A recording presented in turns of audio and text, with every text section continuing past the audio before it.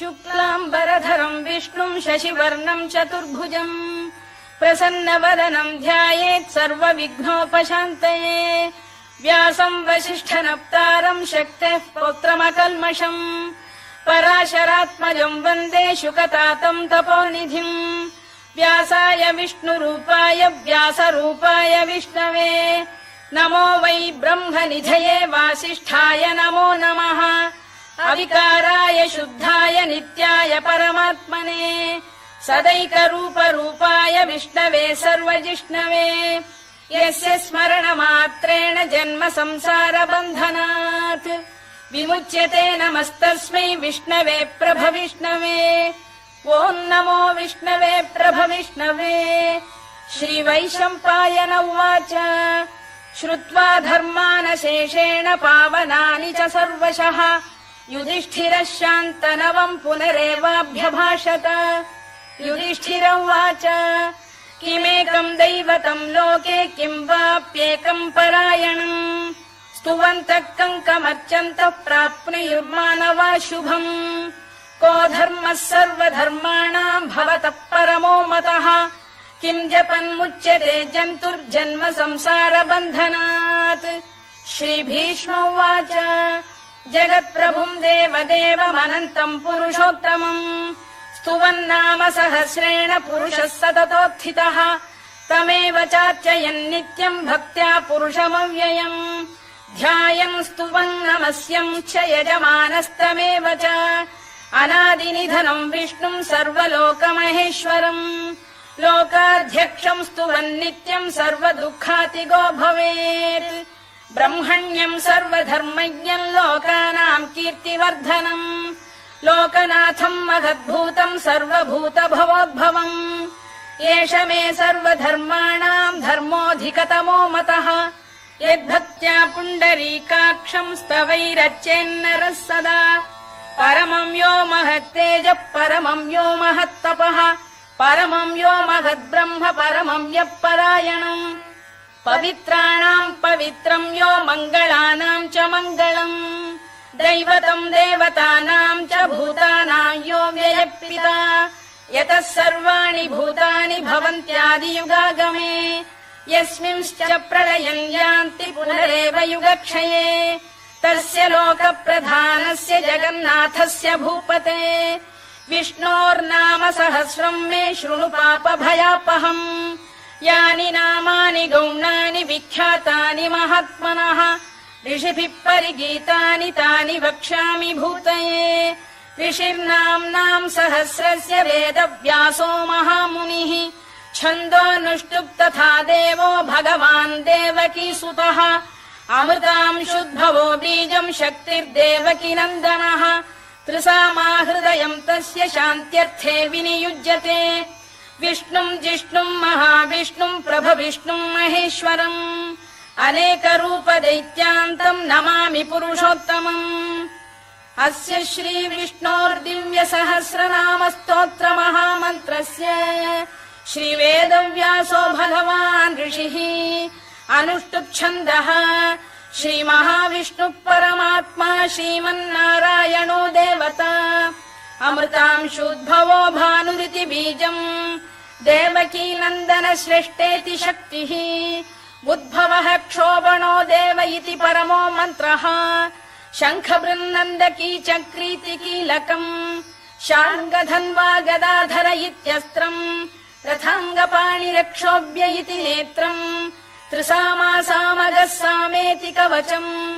आनन्दम् परब्रह्मेति योनिः ऋतुः सुदर्शनकाल इति दिग्बन्धः श्रीविश्वरूप इति ध्यानम् श्रीमहाविष्णुप्रीत्यर्थे सहस्रनाम जपे विनियोगः ध्यानम् क्षीरोदन्वत्प्रदेशे शुचिमणिविलसत्सैकते मौक्तिकानाम् माला क्लुप्तासनस्थ स्फटिकमणिनिभैर्मौक्तिकैर्मण्डिताङ्गः शुभ्रैरभ्रैरदभ्रैरुपरि विरचितैर्मुक्तपीयूषवर्षैः आनन्दीन पुनीयादरिनलिन गदा शङ्खपाणिर्मुकुन्दः भूः पादौ यस्य नाभिर्वियदसुरनिलश्चन्द्रसूर्यौ च नेत्रे कर्णावाशा शिरोद्यौर्मुखमपि दहनो यस्य वास्तेयमब्धिः अन्तस्थम् यस्य विश्वम् सुरनरखगो भोगि गन्धर्व दैत्यैः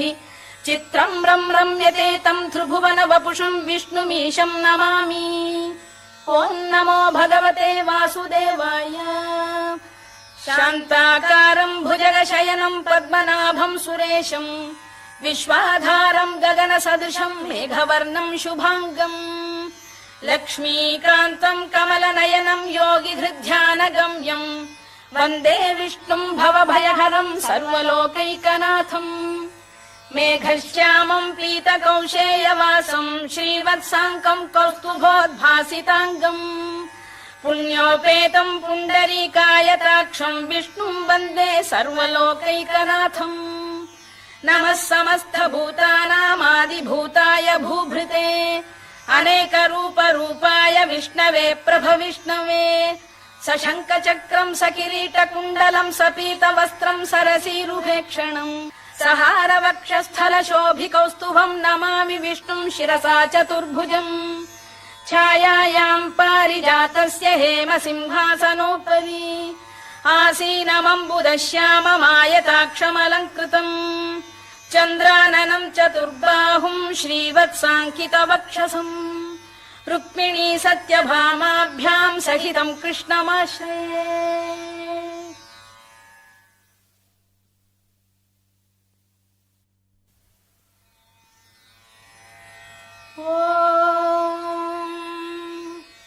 विश्वम् विष्णुर्वषत्कारो भूतभव्य भवत्प्रभुः भूतकृद्भूतभृद्भावो भूतात्मा भूतभावनः भूतात्मा परमात्मा च मुक्तानाम् परमागतिः अव्ययः पुरुषः साक्षी क्षेत्रज्ञोऽक्षर एव च योगो योगविदाम् नेता प्रधानपुरुषेश्वरः नारसिंहवपुः श्रीमान् केशवः पुरुषोत्तमः सर्वः शर्वः शिवस्थाणुर्भूतादिर्निधिरव्ययः सम्भवो भावनो भर्ता प्रभवः प्रभुरीश्वरः स्वयम्भूः शम्भुरादित्यः पुष्कराक्षो महास्वनः अनादिनिधनो धाता विधाता धातुरुत्तमः अप्रमेयो ऋषिकेशः पद्मनाभोऽमरप्रभुः विश्वकर्मा मनुस्पष्टा स्थविष्ठस्थविरो ध्रुवः अग्राह्यः शाश्वतः कृष्णो लोहिताक्षप्रदर्दनः प्रभूतस्त्रिककुब्धाम पवित्रम् मङ्गलम् परम् ईशानः प्राणदः प्राणो ज्येष्ठः श्रेष्ठः प्रजापतिः हिरण्यगर्भो भूगर्भो माधवो मधुसूदनः ईश्वरो विक्रमी धन्वी मेधावी विक्रमक्रमः अनुत्तमो दुराधर्ष्य कृतज्ञः कृतिरात्मवान् सुरेशः शरणम् शर्म विश्वरेता प्रजाभवः अधः संवत्सरो व्याल प्रत्ययः सर्वदर्शनः अजः सर्वेश्वरः सिद्धः सिद्धिः सर्वादिरच्युतः वृषाकपिरमेयात्मा सर्वयोगविनिसृतः वसुर्वसुमनः सत्यः समात्मा संमितः समः अमोघः पुण्डरीकाक्षो वृषकर्मा वृषाकृतिः रुद्रो बहुशिरा बभ्रुर्विश्वयोनिः शुचिश्रवाः अमृतः शाश्वतस्थाणुर्वरारोहो महातपाः सर्वगः सर्वविद्भानुर्विश्वक्सेनो जनार्दनः वेदो वेदविदव्यङ्गो वेदाङ्गो वेदवित्कविः लोकाध्यक्षः सुराध्यक्षो धर्माध्यक्षः कृताकृतः चतुरात्मा चतुर्व्यूहश्चतुर्दंष्टश्चतुर्भुजः भ्राजिष्णुर्भोजनम् भोक्ता सहिष्णुर्जगदादिजः अनघो विजयो जेता विश्वयोनिः पुनर्वसुः उपेन्द्रो वामनः प्रांशुरमोघः शुचिरूर्जितः अतीन्द्रः सङ्ग्रहः सर्गो धृतात्मा नियमो यमः वेद्यो वैद्यः सदा योगी वीरः माधवो मधुः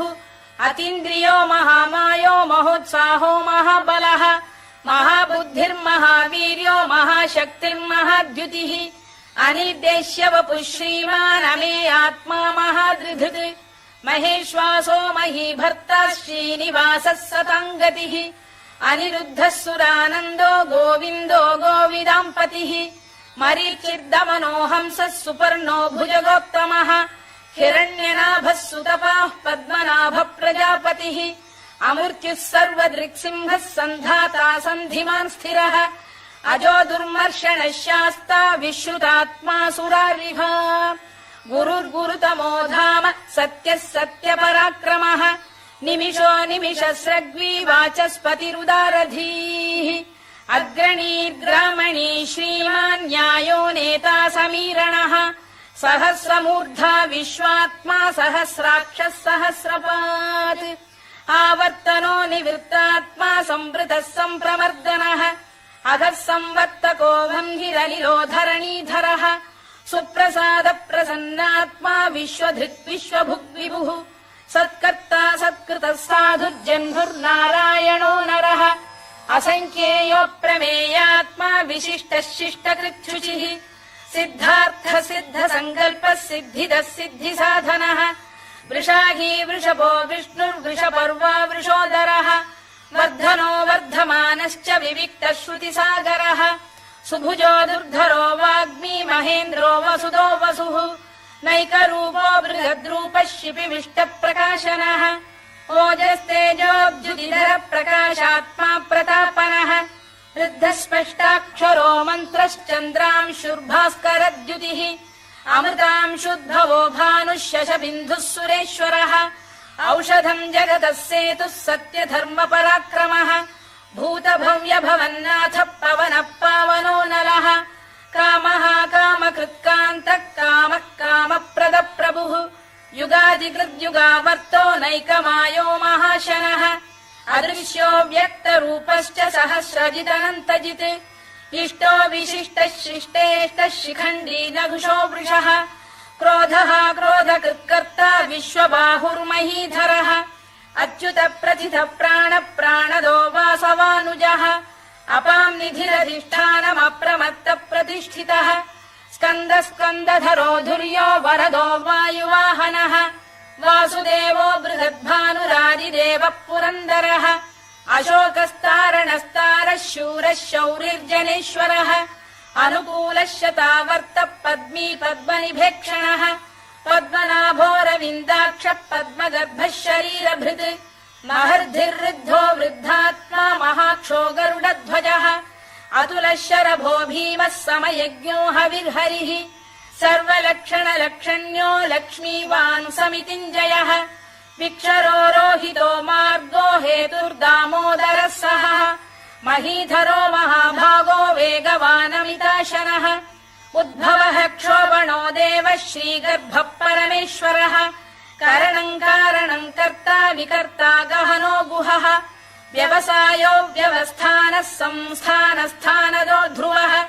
परधिः परमस्पष्टस्तुष्टः पुष्टः शुभेक्षणः रामो विरामो विरतो मार्गो नेयोनयोनयः वीरः शक्तिमताम् श्रेष्ठो धर्मो धर्मविदुत्तमः वैकुण्ठः पुरुष प्राण प्राणद प्रणवपृतुः हिरण्यगर्भः शत्रुघ्नो व्याप्तो वायुरधोक्षजः ऋतुः सुदर्शनकालः परमेष्ठी परिग्रहः उग्रः संवत्सरो दक्षो विश्रामो विश्वदक्षिणः विस्तारस्थावरस्थाणुः प्रमाणम् बीजमव्ययम् अर्थोऽनर्थो महाकोशो महाभोगो महाधनः अनिर्विण्णस्थविष्ठो भूर्धर्मयूपो महामखः नक्षत्रनेमिर्नक्षत्री क्षमः क्षामः समीहनः यज्ञयुज्यो महेद्यश्च क्रतुः सत्रम् सताम् गतिः सर्वदर्शी विमुक्तात्मा सर्वज्ञो ज्ञानमुत्तमम् सुव्रतः सुमुखः सूक्ष्मः सुघोषः सुखदः सुहृद् मनोहरोजितक्रोधो वीरबाहुर्विदारणः स्वापनः स्ववशो व्यापी नैकात्मा नैककर्मकृत् वत्सरो वत्सलो वत्सी रत्नगर्भोधनेश्वरः धर्मकृद्धर्मकृद्धर्मी सदसक्षरमक्षरम् अभिज्ञाता सहस्रांशुर्विधाता कृतलक्षणः गभस्तिनेमिः सत्तस्तः सिंहो भूतमहेश्वरः आदिदेवो महादेवो देवेशो देवभृद्गुरुः उत्तरो गोपतिर्गोप्ता ज्ञानगम्यः पुरातनः शरीरभूतभृद्भोक्ता कपीन्द्रो भूरि दक्षिणः सोमपो मृतपः सोमः पुरुजित् पुरुसत्तमः विनयो जयः सत्यसन्धो दाशार्हः सात्वताम् पतिः जीवो विनयिता साक्षी मुकुन्दोमित विक्रमः अम्भो निधिरनन्तात्मा महोदधिशयोऽन्तकः अजो महार्घः स्वाभाव्यो जिता मित्र प्रमोदनः आनन्दो नन्दनो नन्दः सत्यधर्मा त्रिविक्रमः महर्षि कपिलाचार्यः कृतज्ञो मेदिनीपतिः त्रिपदस्त्रिदशाध्यक्षो महाशृङ्गकृतान्तकृत् महावराहो गोविन्दः सुषेणः कनकाङ्गनी गुह्यो गभीरो गहनो गुप्तश्चक्रगदाधरः मेधास्वाङ्गो जितकृष्णो दृढः सङ्कर्षणोच्युतः वरुणो वारुणो वृक्षः पुष्कराक्षो महामनाः भगवान् बलहानन्दी वनमाली हलायुधः आदित्यो ज्योतिरादित्यः सहिष्णुर्गतिसत्तमः सुधन्वाखण्ड परशुर्दारुणो द्रविणप्रदः दिवस्पृक् सर्वदृग्व्यासो वाचस्पतिरयो निजः त्रिसामासामगः साम निर्वाणम् भेषजम् भिषज सन्न्यासकृच्छमः शान्तो निष्ठा शान्तिपरायणम् शुभाङ्गः शान्तिदः स्रष्टा कुमुदः कुवलेशयः गोहितो गोपतिर्गोप्ता वृषभाक्षो वृषप्रियः अनिवर्ती निवृत्तात्मा संक्षेप्ता क्षेमकृत् शिवः श्रीवत्सवक्षः श्रीवासः श्रीपतिः श्रीमताम्बरः श्रीरः श्रीशः श्रीनिवासः श्रीनिधिः श्रीविभावनः श्रीधर श्रीकर श्रेयः श्रीमान् लोकत्रयाश्रयः स्वक्षः स्वङ्गः शतानन्दो नन्दिर्ज्योतिर्गणेश्वरः विजितात्मा विधेयात्मा सत्कीर्तिश्छिन्न संशयः उदीर्णः सर्वतश्चक्षुरनीशः शाश्वतः स्थिरः भूषयो भूषणो भूतिर्विशोकः शोकनाशनः अर्चिष्मानर्चितः कुम्भो विशुद्धात्मा विशोधनः अनिरुद्धो प्रतिरथ प्रद्युम्नोमित विक्रमः कालनेमिनिः वीरः शौरिः शूरजनेश्वरः त्रिलोकात्मा त्रिलोकेशः केशवः केशिहा हरिः कामदेवः कामपालः कामी कान्तकृतागमः अनिर्देश्य वपुर्विष्णुर्वीरोऽनन्तो धनञ्जयः ब्रह्मण्यो ब्रह्मकृद्ब्रह्मा ब्रह्म ब्रह्म विवर्धनः ब्रह्म विब्राह्मणो ब्रह्मी ब्रह्मज्ञो ब्राह्मणप्रियः महाक्रमो महाकर्मा महातेजा महोरगः महाक्रतुर्महायज्वा महायज्ञो महाहविः स्तव्यस्तव प्रियस्तोत्रम् स्तुतिस्तोतारणप्रियः पूर्णः पूरयिता पुण्यः पुण्यकीर्तिरनामयः मनोजवस्तीर्थकरो वसुरेता वसुप्रदः वसुप्रदो वासुदेवो वसुर्वसुमनाहविः सद्गतिः सत्कृतिः सत्ता सद्भूतिः सत्परायणः शूरसेनो यदुश्रेष्ठः सन्निवासः सुयामुनः भूतावासो वासुदेवः सर्वासु निलयो नलः दर्पः दर्पदो दृप्तो दुर्धरोऽथापराजितः विश्वमूर्तिर्महामूर्तिर्दीप्तमूर्तिरमूर्तिमान् अनेकमूर्तिरव्यक्तः शतमूर्तिः शताननः एकोनैकः स वक्र किम् यत्तत्पदमनुत्तमम् लोकबन्धुर्लोकनाथो माधवो भक्तवत्सलः सुवर्णवर्णो हेमाङ्गो वराङ्गश्चन्दनाङ्गदी वीरः विषमः शून्यो घृता शीरचरश्चलः अमानी मानदो मान्यो लोकस्वामी त्रिलोकधृत् सुमेधा मेधजो धन्यः सत्यमेधाधराधरः तेजो वृषोद्युतिधरः सर्वशस्त्रभृताम्बरः प्रग्रहो निग्रहो व्यग्रो नैकशृङ्गो गदाग्रजः चतुर्मूर्तिश्चतुर्बाहुश्चतुर्व्यूहश्चतुर्गतिः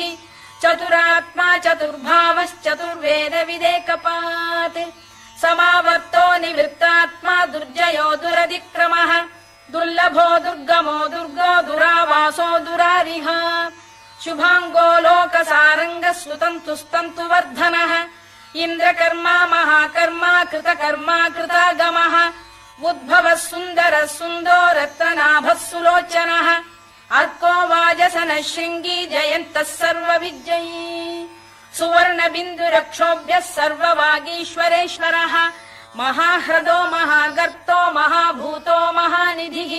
कुमुद कुन्दर कुन्द पर्जन्यः पावनो निलः अमृताशोऽमृतवपुः सर्वज्ञः सर्वतोमुखः सुलभः सुव्रतः सिद्धः शत्रुजिच्छत्रुतापनः न्यग्रोधोदुम्बरोश्चतश्चाणूरान्ध्रैषूदनः सहस्रार्चिः सप्तजिह्वः सप्तैधाः सप्तवाहनः अमूर्तिरनघोचिन्त्यो भयकृद्भयनाशनः अणुबृहत्कृशस्थूलो गुणभिर्निर्गुणो महान् अधृतस्वधृतस्वास्य प्राग्वंशो वंशवर्धनः भारभृत्कथितो योगी योगीशः सर्वकामदः आश्रमश्रमणः क्षामः सुपर्णो वायुवाहनः धनुर्धरो धनुर्वेदो दण्डो दमयिता दमः अपराजितः सर्वसहो नियन्ता नियमो यमः सत्त्ववान् सात्विकः सत्यः सत्यधर्मपरायणः अभिप्रायप्रियार्होः प्रियकृत्प्रीतिवर्धनः विहाय सगतिर्ज्योतिः सुरुचिर्कुतभुक् विभुः रविर्विरोचनः सूर्यः सवितारविलोचनः अनन्तो हुतभुग्भोक्ता सुखदो नैकजोऽग्रजः अनिर्विण्णः सदामर्षी लोकाधिष्ठानमद्भुतः सनात्सनातनतमः कपिलः कपिरव्ययः स्वस्तिदः स्वस्तिकृत् स्वस्ति स्वस्ति भुक् स्वस्ति दक्षिणः अरौद्रः कुण्डली चक्री विक्रम्यूर्जितशासनः शब्दातिकः शब्दसः शिशिरः शर्वरीकरः अक्रूरपेशलो दक्षो दक्षिणः क्षमिणाम्बरः विद्वत्तमो वीतभयः पुण्यश्रवणकीर्तनः उत्तारणो दुष्कृतिः पुण्यो दुःस्वप्ननाशनः वीरः रक्षणः सन्तो जीवनः पर्यवस्थितः अनन्तरूपोऽनन्तश्रीर्जितमन्युर्भयापहः चतुरश्रो गभीरात्मा विदिशो व्यादिशो दिशः अनाधिर्भूर्भुवो लक्ष्मी सुवीरो रुचिराङ्गदः जननो जनजन्मादिर्भीमो भीमपराक्रमः आधारनिलयो धाता पुष्पहास प्रजागरः ऊर्ध्वरः सत्पथाचार प्राणद प्रणवप्रणः प्रमाणम् प्राणनिलय प्राणभृत्प्राणजीवनः तत्त्वम् तत्त्वविदेकात्मा जन्म मृत्युजरातिगः भूर्भुवः स्वस्तरुस्तारः सविता प्रपितामहः यज्ञो यज्ञपतिर्यज्वा यज्ञाङ्गो यज्ञवाहनः यज्ञभृद्यज्ञकृद्यज्ञी यज्ञभुग्यज्ञसाधनः यज्ञान्तकृद्यज्ञगुह्यमन्नमन्नाद एव च आत्मयोनिः स्वयम् जातो वैखानः सामगायनः देवकीनन्दनः स्रष्टा क्षितीशः पापनाशनः शङ्खबृन्नन्दकी चक्री शार्ङ्गधन्वा गदाधरः तथाङ्गपाणिरक्षोभ्यः सर्वप्रहरणायुधः सर्वप्रहरणायुधवोन्नम इति वनमाली गरीशाङ्गी शङ्खी चक्री च नन्दकी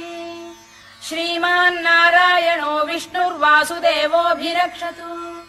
वनमाली गरीशाङ्गी शङ्खी चक्री च नन्दकी श्रीमान्नारायणो विष्णुर्वासुदेवोऽभिरक्षतु वनमाली गरीशाङ्गी शङ्खी चक्री च नन्दकी श्रीमान्नारायणो विष्णुर्वासुदेवोऽभिरक्षतु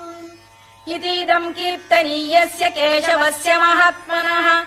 नाम्नाम् सहस्रम् दिव्यानामशेषेण प्रकीर्तितम् य इदम् शृणुयान् नित्यम् यश्चापि परिकीर्तयेत् नाशुभम् प्राप्नुयात् किञ्चित् सोमुत्रेह च मानवः वेदान्तको ब्राह्मणः स्यात् क्षत्रियो विजयी भवेत् वैश्यो धनसमृद्धः स्यात् शूद्रः सुखमवाप्नुयात् धर्मार्थी प्राप्नुयात् धर्ममर्थार्थी चार्थमाप्नुयात् कामानवाप्नुयात् कामी प्रजार्थी चाप्नुयात् प्रजाम् भक्तिमान् यः सदोत्थाय शुचिस्तद्गतमानसः सहस्रम् वासुदेवस्य नाम्नामेतत् प्रकीर्तयेत् यशः प्राप्नोति विपुलम् याति प्राधान्यमेव च अचलाम् श्रियमाप्नोति श्रेयः प्राप्नोत्यनुत्तमम् न भयम् क्वचिदाप्नोति वीर्यम् तेजश्च विन्दति भवत्यरोगोद्युतिमान् बलरूपगुणान्वितः रोगार्तो मुच्यते रोगात् बद्धो मुच्येत बन्धनात् भयान्मुच्येत भीतस्तु मुच्येतापन्न आपदः दुर्गाण्यतितरत्याशु पुरुषः पुरुषोत्तमम् स्तुवन्नाम सहस्रेण नित्यम् भक्तिसमन्वितः वासुदेवाश्रयो मर्त्यो वासुदेवपरायणः सर्वपापविशुद्धात्मा याति ब्रह्म सनातनम् न वासुदेव भक्तानामशुभम् विद्यते क्वचित् जन्म मृत्युजरा व्याधि भयम् नैवोपजायते इमम् स्तवमधीयानः श्रद्धा भक्तिसमन्वितः युज्येतात्मसुखक्षान्ति श्रीधृतिस्मृतिकीर्तिभिः न क्रोधो न च मात्सर्यम् न लोभो न शुभा मतिः भवन्ति कृतपुण्यानाम् भक्तानाम् पुरुषोत्तमे द्यौः स चन्द्रार्कनक्षत्राखम् दिशो भूर्महो दधिः वासुदेवस्य वीर्येण विधृतानि महात्मनः ससुरासुरगन्धर्वम् स यक्षोरगराक्षसम् जगत्वशे वर्ततेदम् कृष्णस्य सचराचरम् इन्द्रियाणि मनो बुद्धिः सत्त्वम् तेजो बलम् धृतिः वासुदेवात्मकान्याहुः क्षेत्रम् क्षेत्रज्ञ एव च सर्वागमानामाचार प्रथमम् परिकल्पते आचार प्रभवो धर्मो धर्मस्य प्रभुरच्युतः ऋषयः पितरो देवा महाभूतानि धातवः जङ्गमा जङ्गमम् चेदम् जगन्नारायणोद्भवम् योगो ज्ञानम् तथा साङ्ख्यम् विद्या शिल्पादिकर्म च वेदाः शास्त्राणि विज्ञानमेतत् सर्वम् जनार्दनात् एको विष्णुर्महद्भूतम् पृथग्भूतान्यनेकशः त्रीन् लोकान् व्याप्य भूतात्मा भुङ्क्ते विश्वभुवव्ययः इमम् स्तवम् भगवतो विष्णोर्व्यासेन कीर्तितम् पठेद्य इच्छेत् पुरुषः श्रेयत् प्राप्तुम् सुखानि च विश्वेश्वरमजम् देवम् जगतः प्रभुमव्ययम् भजन्ति ये पुष्कराक्षम् न ते यान्ति पराभवम् न ते यान्ति पराभवम् ओन्नम इति अर्जुनोवाच पद्मपत्रविशालाक्ष पद्मनाभसुरोत्तमा भक्तानामनुरक्तानाम् त्राता भव जनार्दन श्रीभगवानुवाच यो माम् नाम सहस्रेण स्तोतुमिच्छति पाण्डव सोऽहमेकेन श्लोकेन स्तुत एव न संशयः स्तुत एव न संशयोन्नम इति व्यास उवाच वासनाद्वासुदेवस्य वासितम् भुवनत्रयम् सर्वभूतनिवासोऽसि वासुदेव नमोऽस्तु ते वासुदेव नमोऽस्तु ते ओन्नम इति पार्वत्युवाच केनोपायेन लघुना विष्णोर्नाम सहस्रकम् पठ्यते पण्डितैर्नित्यम् श्रोतुमिच्छाम्यहम् प्रभो ईश्वर उवाच श्रीराम राम रामेति रमे रामे मनोरमे सहस्रनाम तत्तुल्यम् राम नाम वरानने श्रीराम राम रामेति रमे रामे मनोरमे सहस्रनाम तत्तुल्यम् राम नाम वरानने श्रीराम राम रामेति रमे रामे मनोरमे सहस्रनाम तत्तुल्यम् राम नाम वरानने राम नाम वराननमोन्नम इति ब्रह्मोवाच नमोऽस्त्वनन्ताय सहस्रमूर्तये सहस्रपादाक्षि शिरोरुबाहवे सहस्रनाम्ने पुरुषाय शाश्वते सहस्रकोटियुगधारिणे नमः सहस्रकोटियुगधारिणे नमो ओन्नम इति सञ्जय उवाच यत्र योगेश्वर कृष्णो यत्र पार्थो धनुर्धरः तत्र श्रीर्विजयो भूतिर्ध्रुवानीतिर्मतिर्मम श्रीभगवानुवाच अनन्याश्चिन्तयन्तो मां ये जनाः पर्युपासते तेषाम् नित्याभियुक्तानां योगक्षेमम् वहाम्यहम् परित्राणाय साधूनां विनाशाय च दुष्कृताम् धर्म संस्थापनार्थाय सम्भवामि युगे युगे आर्ता विषण्णाः शिथिलाश्च भीता घोरेषु च व्याधिषु वर्तमानाः संकीर्त्य नारायण शब्दमात्रम् विमुक्त दुःखाः सुखिनो भवन्तु कायेन वाचा मनसेन्द्रियैर्वा बुद्ध्यात्मना वा प्रकृते स्वभावात् करोमि यद्यत् सकलम् परस्मै नारायणायेति समर्पयामि।